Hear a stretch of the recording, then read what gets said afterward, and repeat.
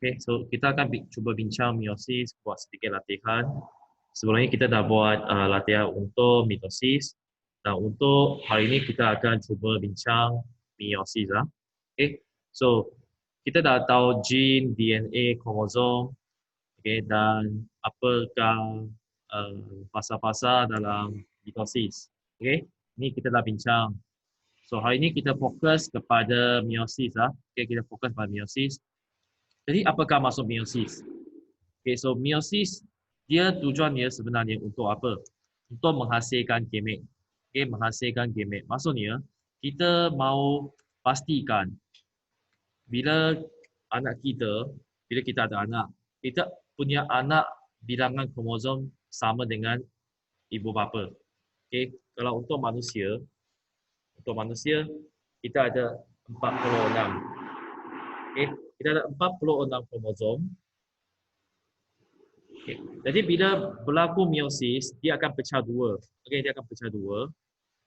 So first dia akan pecah dua, kemudian dia akan pecah lagi. Okay, so akhirnya kita akan dapat 4 sel anak. Okay, 4 sel anak. So untuk 4 sel anak ini, okay, setiap dia mempunyai 23. Mula-mula dia ada 46. So bila berlaku meiosis, dia akan bilangan kromosom akan menjadi separuh. Okay, menjadi separuh. So tujuan dia untuk menghasilkan gamet. Okay, untuk menghasilkan gamet. So jawapan dia, okay, so pembahagian nukleus untuk menghasilkan, okay, 4 sel anak. Okay, 4 sel anak. Okay.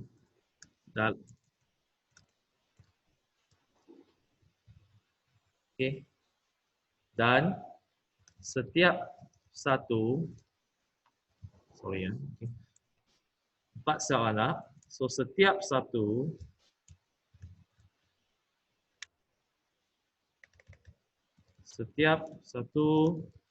mengandungi bilangan kromosom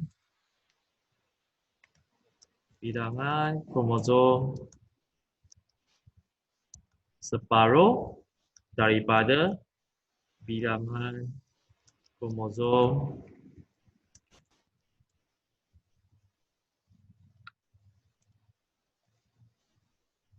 ya, sorry ya, saya punya.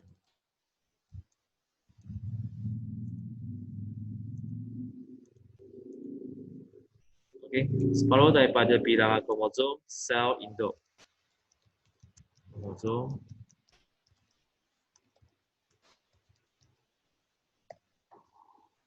so tujuan meiosis adalah untuk menghasilkan gamet. Okay, menghasilkan gamet. Dia untuk proses persenyawaan. Okay, persenyawaan. Jadi dia akan berlaku di sel pembiakan lah. Okay, sel pembiakan. Kalau untuk mitosis berlaku di sel soma. Okay, berlaku di sel soma. So seperti yang saya kata tadi, mitosis ini dia tujuan untuk 3. Okay, 3. Pertama untuk pertumbuhan. Okay, contohnya kita punya anak kecil dah menjadi besar, dia melalui mitosis. Okay, kedua, dia untuk pembaikian. Okay, pembaikian. Contohnya kita punya sel dah rosak, okay, dia akan baiki. Ataupun dah luka, dia akan baiki. Dan ketiga, untuk pergantian. Okay, sel yang lama kita boleh ganti dengan sel yang baru. Ataupun contoh kulit yang lama boleh tukar dengan unit kulit yang baru. Okay. Dan untuk meiosis dia tujuan untuk menghasilkan gamet. Okay, menghasilkan gamet. So gamet contohnya apa? Contohnya sperma dan ovum. Okay, sperma dan ovum. Okay, supaya kita dapat mengekalkan bilangan kromosom bagi sel anak. Okay. Sebab nanti bila kita tengok sperm, okay, sperma 23. And then ovum 23 juga. Okay, ini sel gamet ya. So bila dah campur, dia akan menjadi berapa? 46. Okay, 46. So ini masa proses persenyawaan. That means percampuran antara sperma dan juga ovum.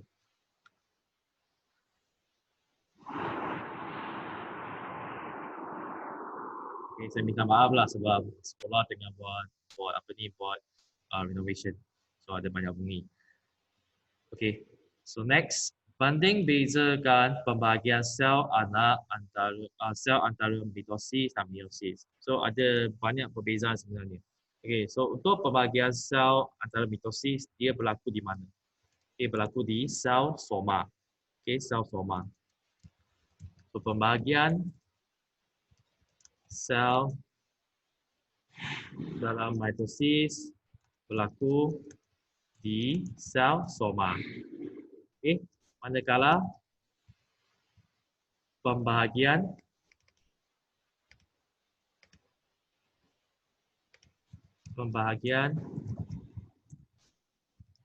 sel dalam meiosis dia berlaku di mana? Sel seks. Okay, sel seks atau sel pembiakan meiosis berlaku di sel pembiakan. Okay, pembiakan. Ataupun organ pembiakan. Okay, nanti kita akan tengok secara detail apakah perbezaan dia. Jadi, di manakah proses mitosis dan meiosis berlaku di dalam badan manusia? So, mitosis dia sebenarnya di sel, okay, di sel yang soma, okay, sel soma. So kita boleh katalah ini adalah sel soma, okay, sel soma. Dan untuk meiosis dia berlaku di sel pembiakan, okay, sel pembiakan.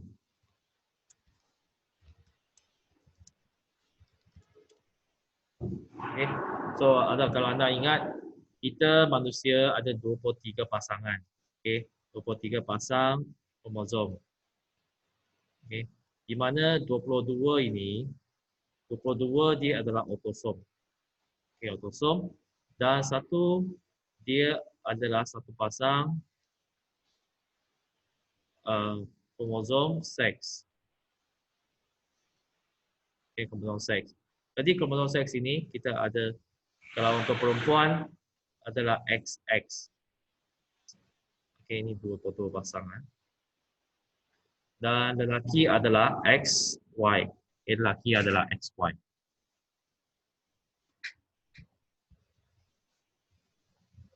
Okay.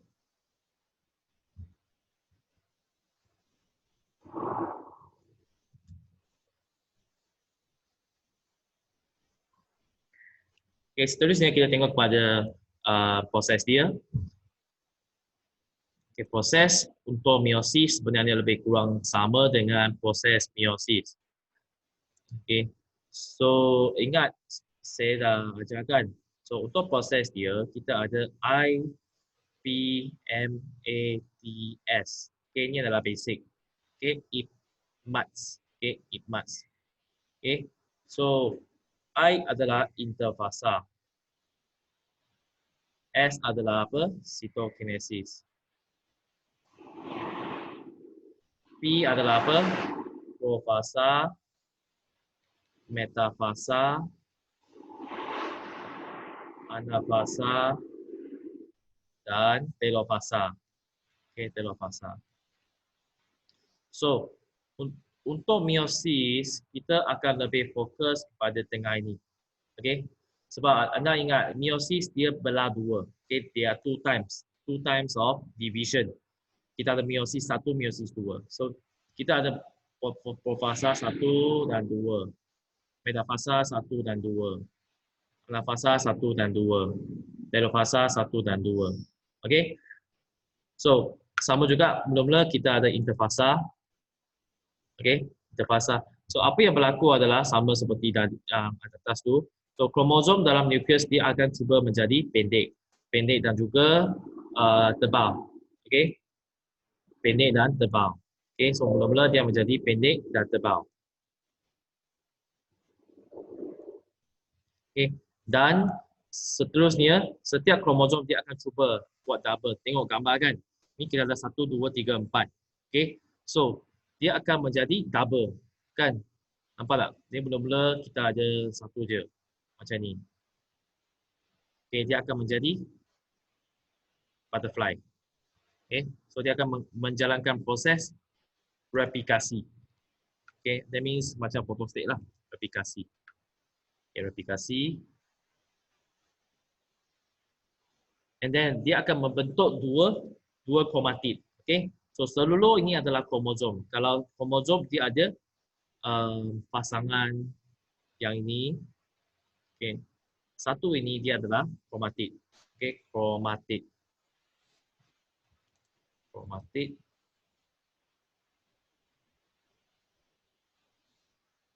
Kromatid. Okay, kromatid. Dan mereka bercantum di mana? Di tengah-tengah ini, nampak tak? Tengah-tengah ini, bulat ini, dia adalah panggil centromere. Okay, centromere. So, ingatlah nama-nama ini. Okay, nama-nama ini. So, yang tengah-tengah ini adalah centromere. So, kalau kita ada yang ini. Okay, so ini adalah kromatid. Okay, kromatid.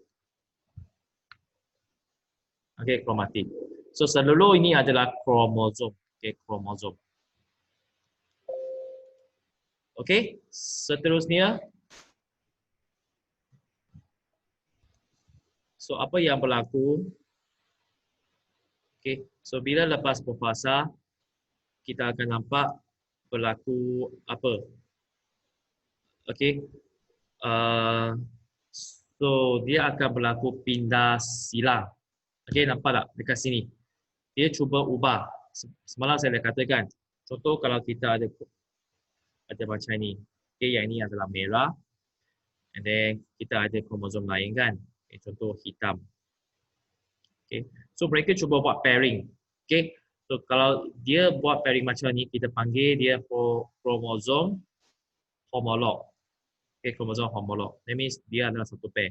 Dan bila mereka dah pairing, mereka akan cuba dekat macam ni. Okay, dia akan menjadi macam ni. Okay.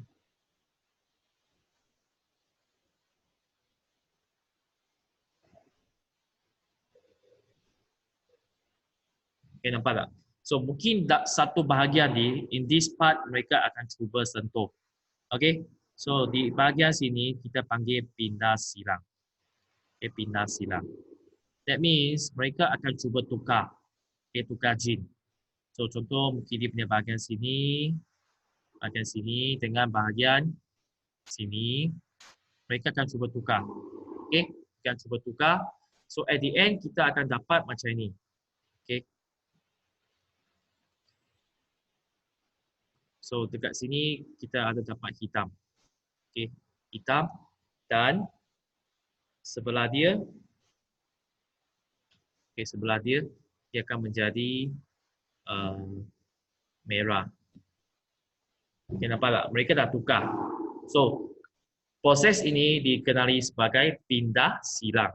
Okay, pindah silang. Pindah silang.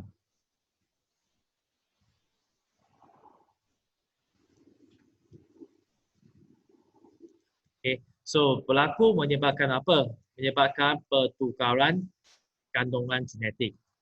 Pertukaran kandungan genetik. Pertukaran kandungan genetik.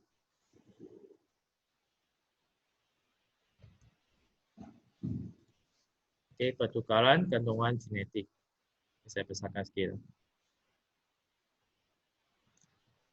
Okay, pertukaran kandungan genetik.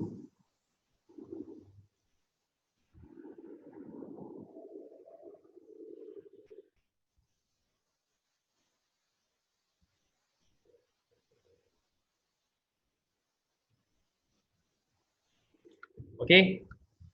And then bila dah pindah silang, dah tukar, jadi mereka akan susun. Okay, mereka akan cuba susun. Okay, nampak tak? So mereka akan cuba susun di tengah-tengah. Okay, mereka akan cuba susun di tengah-tengah. Okey. Jadi kromatid dia akan berpisah. Okey. So macam mitosis ini kan. Okey, dia akan susun di tengah, khatulistiwa dan dia akan berpisah. Okey, dia akan cuba berpisah, dia separate. Okey, berpisah. Okey, berpisah. Okey, and then kita akan dapat dua sel anak. Okey, and then seterusnya dia akan membahagi dan apa lagi? Kita punya membrane nukleus akan terbentuk. Okey, sama seperti mitosis lah. Okey, membrane nukleus.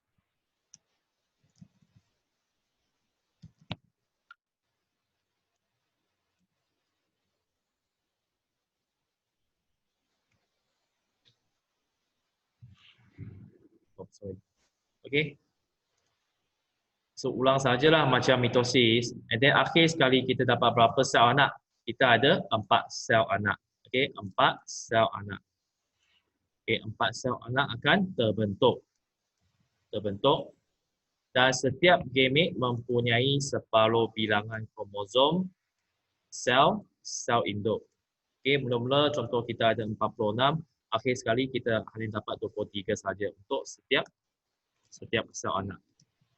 Okey, sel induk. Sel induk maksudnya sel parents lah, okay, sel original. Okay, sel original.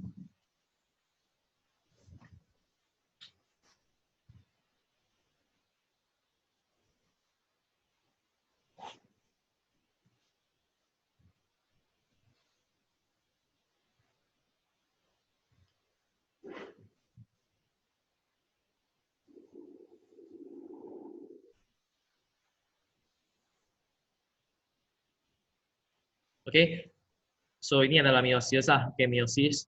So ingat kita ada meiosis 1, meiosis 2. Akhir ni kita ada 1 sel kepada 4 sel. Okay, last kali kita tengok kepada perbezaan antara mitosis dengan meiosis.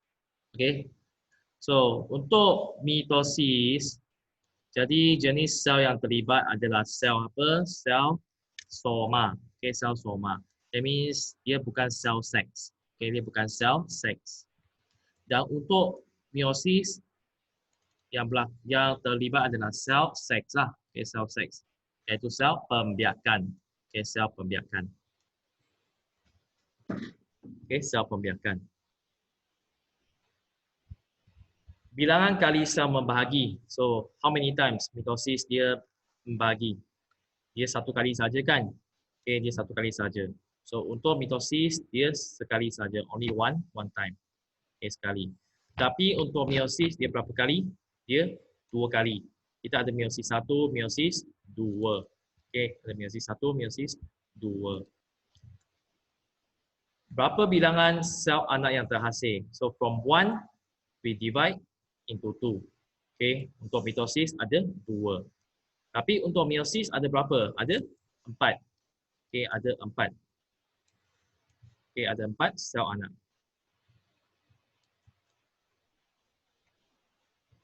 Okay, sekejap nanti saya akan upload video ni lah dalam YouTube. So, jangan risau kalau you tak dapat ikut.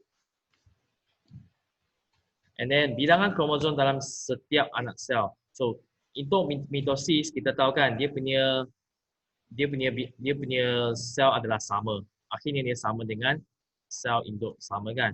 So, dia adalah sama. Okay, sama. Tetapi kalau untuk meiosis, dia dah menjadi separuh. Okay, menjadi separuh. Okay, separuh daripada sel induk. Daripada sel induk.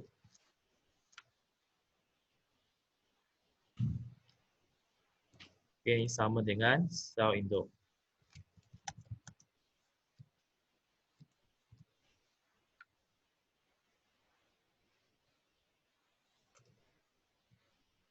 Okay, sama dengan sel induk.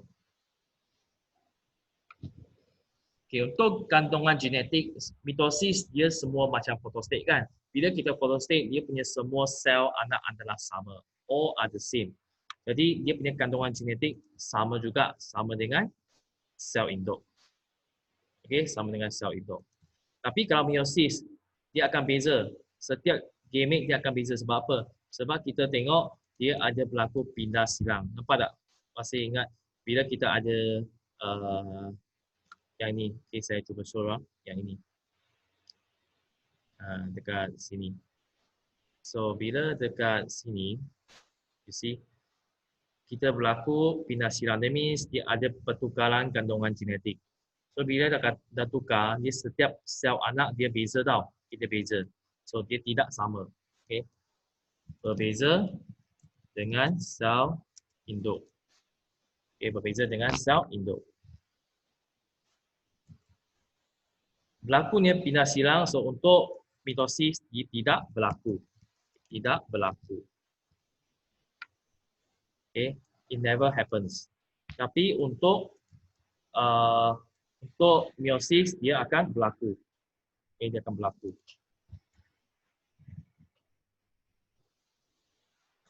So ini adalah perbezaan antara mitosis dan meiosis.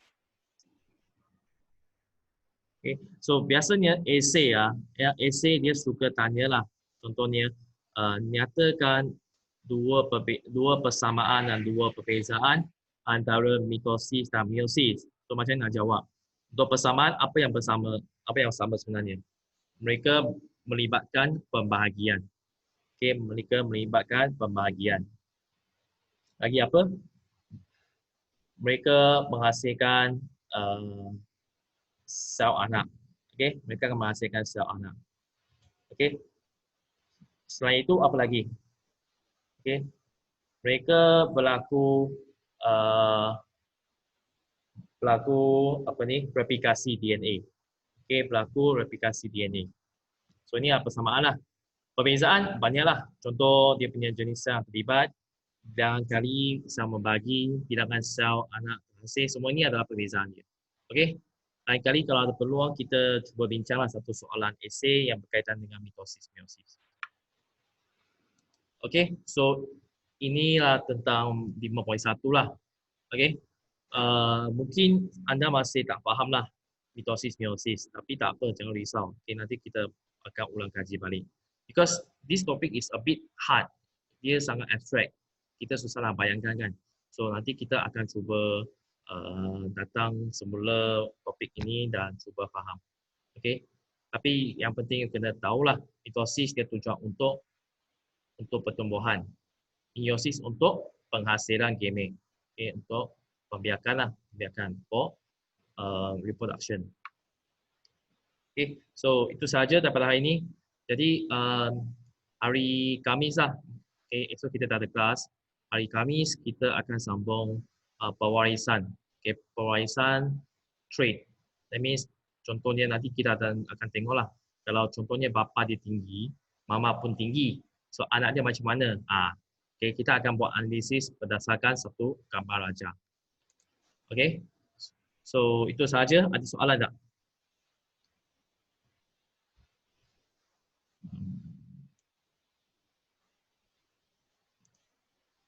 Okay, ada soalan? Okay, kalau tak ada, kita jumpa pada hari Khamis lah. Okay, terima kasih.